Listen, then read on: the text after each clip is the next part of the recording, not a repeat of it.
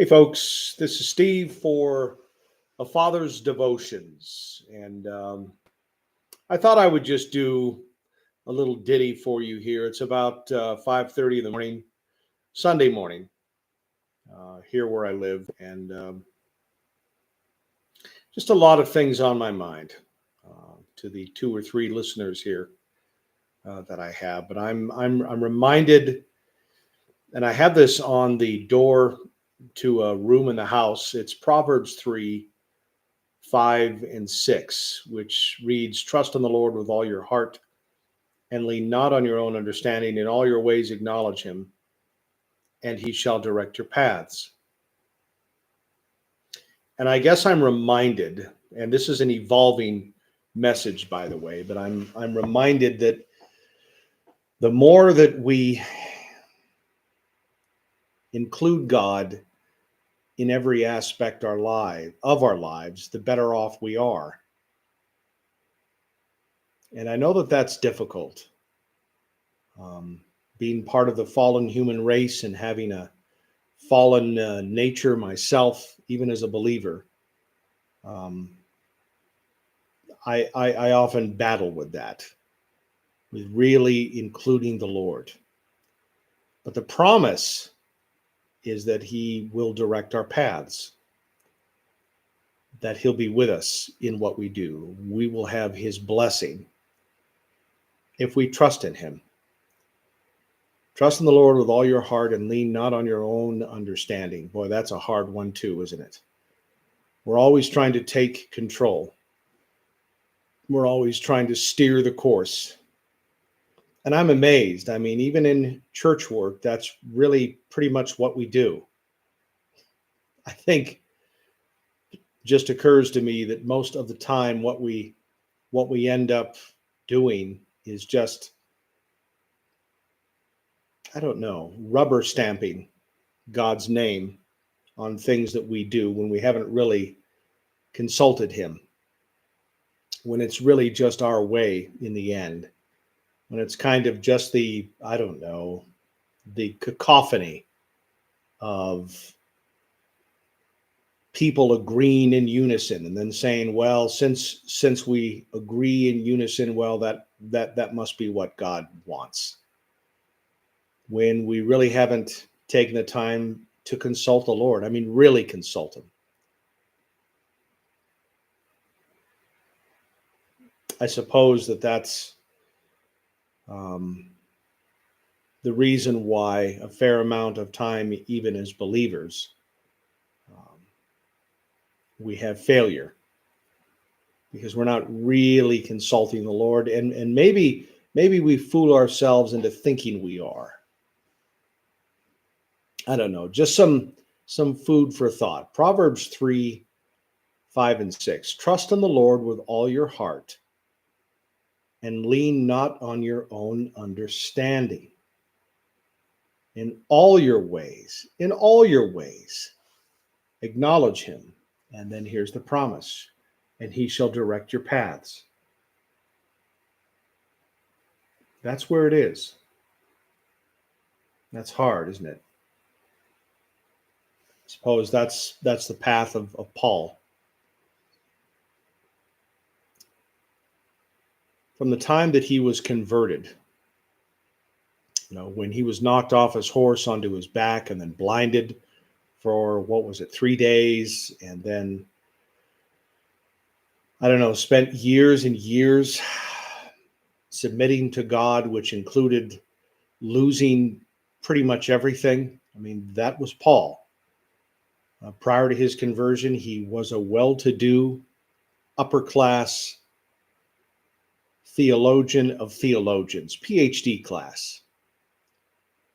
But he lost all of that. I don't know if we really understand that as believers. Paul lost everything and ended up as a tent maker to help make ends meet so he wouldn't be a burden on the people he was with, and running for his life.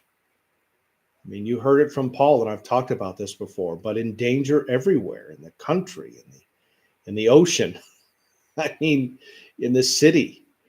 repeatedly arrested, put in prison, tortured, released, arrested, put in prison, tortured, released.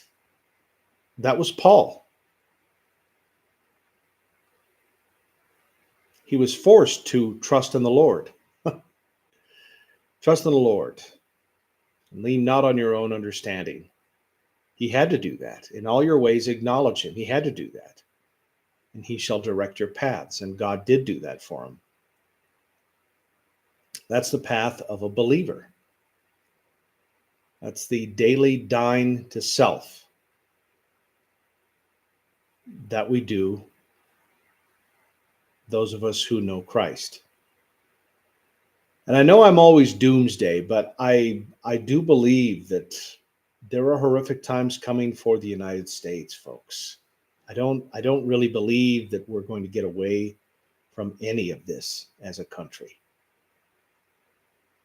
With these presidential elections now, as we enter into the fall, this is what, the first day of fall now? Is it September 22nd, 2024, right? That's the vernal equinox, when the sun is at the equator and then it begins to go south. And days, of course, continue to shorten by 1 to 2 minutes a day now. It's accelerating. Mornings are getting nippy, they're getting cold. But as we enter into the fall, things are going to pick up. I mean, look at Israel. Look at what they're rightfully having to do now to defend their sovereignty, their right to exist as a free country. Look at what's going on in Ukraine. And all I can say, I don't know, I just feel this, and I could certainly be wrong. I got the burning in my bosom, which doesn't necessarily mean anything. But I think that the real battle will be likely with China in the Pacific. I think that they're going to go toe to toe with the United States. I really do. And I think it's going to be devastating for us in unthinkable ways. I do. I think people in churches are not looking at that. The evangelical communities, they're not looking at that, because that'll be what throws a wrench into a lot of our mechanizations, a lot of our mechanisms that we have set up, which are really just man-based and not really Christ-based.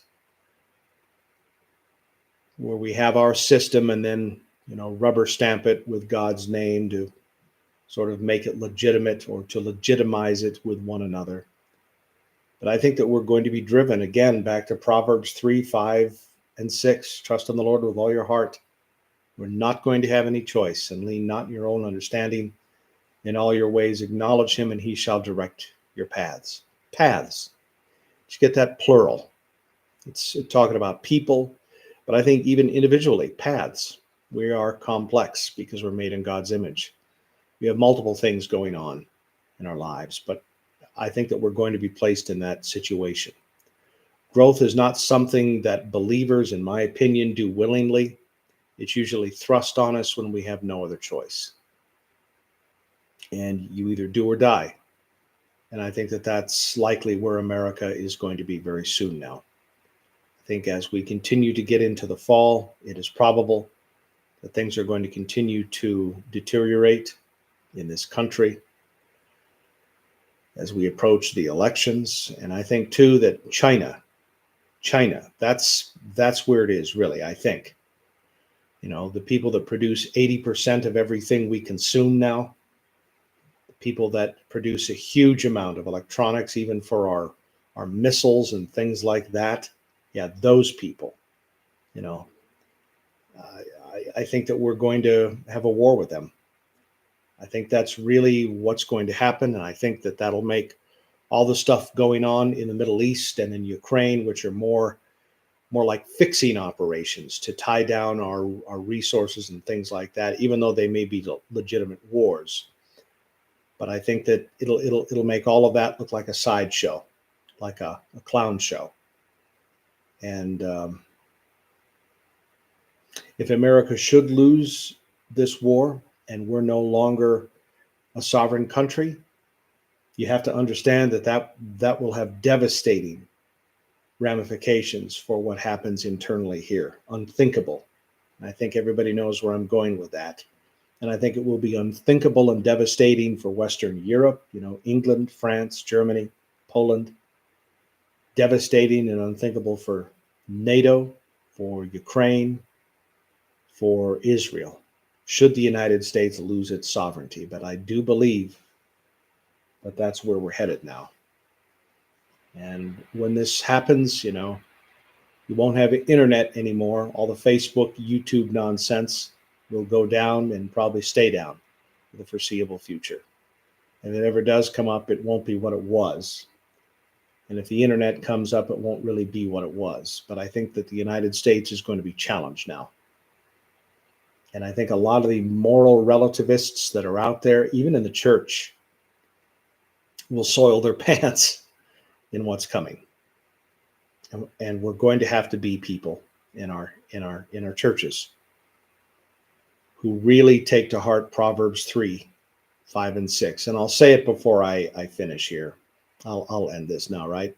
Trust in the Lord with all your heart and lean not in your own understanding. In all your ways acknowledge him, and he shall direct your paths. God bless you.